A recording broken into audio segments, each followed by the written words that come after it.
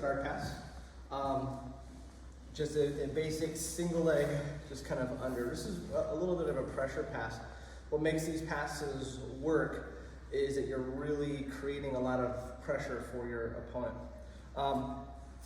First thing I need to do is I need to start creating some space. If he's got a nice closed guard, one of the things that really kind of stinks with this is that if I try to move, he's really, clamping down hard. He's trying to prevent a lot of movement. So basic thing that I like to do is I like to either grab the belt, if you can, grab the uniform, or just kind of put your hand, your palm right on that hip, and I'm just going to put my arm right on the inside of his knee here and just start creating pressure. That's it. If I sink into it and I kind of expand, if you notice his feet, if I'm here and I just kind of sink into it, those feet will kind of pop off. I'm using my lower back, I'm just kind of pushing it out, right? So this creates, if they don't break, it just creates pressure, and pressure is good. I want that pressure. I'm going to underhook this leg as I start to feel it break. But if I keep this elbow on the inside and I go under here, he's just gonna grab my wrist and pull and bring this leg up on my shoulder. So I can't keep this in. And then now he goes into a triangle position or an armbar position, and this becomes troublesome. So to prevent this, once you have this nice and tight, you create this pressure, keep your elbow on the outside of his leg. This prevents him from being able to sweep that leg up and around.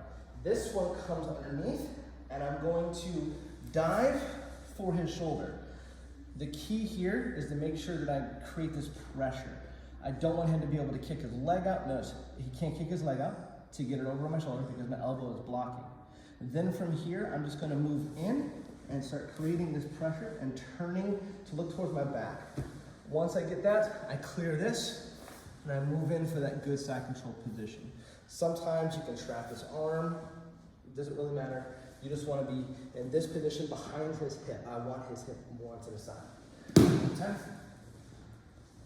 He's giving good pressure, he's working on grips, whatever. Remember, I sink into it, I feel that, give my elbow to the outside, bring my arm underneath, dive up, and I'm really creating this pressure. All my weight's on him.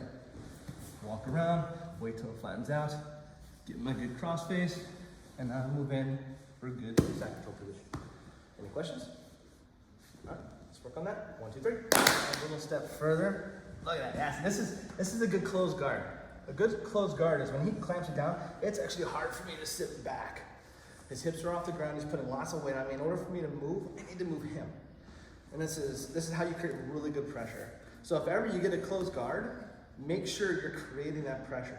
For me, as a person that's trying to escape this, if I can get out of this at super clamp down closed guard, then I'm doing the proper steps. Remember, I don't want to muscle through it, I want to have proper technique, okay? So again, same thing. All I'm doing is I'm creating this pressure. Now I've created it. Now I'm going to create the opening by opening my knee, and there's a little hole. This comes in and I shoot to the moon. If I keep it here and try to grab, this is going to be a little difficult. He has momentum, he can move, he can put pressure. But if I bring this up to his shoulder, notice how I'm putting lots of pressure on him. This is what I want. Now from here, a little added bonus. I mean, if you can get your thumb in, you can try to go for it. Don't really try to go for a choke yet. I'm just grabbing his shoulder and keeping this nice and tight. This arm, when I come in, I'm creating this pressure, and I'm gonna reach under and I'm gonna grab his belt or grab his pants. Now, I can kind of come in, prop this up with my leg, that's fine. But what I'm gonna do is I'm gonna throw him this direction. I'm gonna look back and launch him, and now I start moving in from my back control.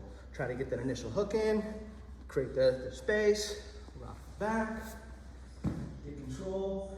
And what's great about this, if you do this right, you control this arm. As I roll, this just sneaks around, grabs for the throat, and then I start working on my shit. Okay, so again, really fast.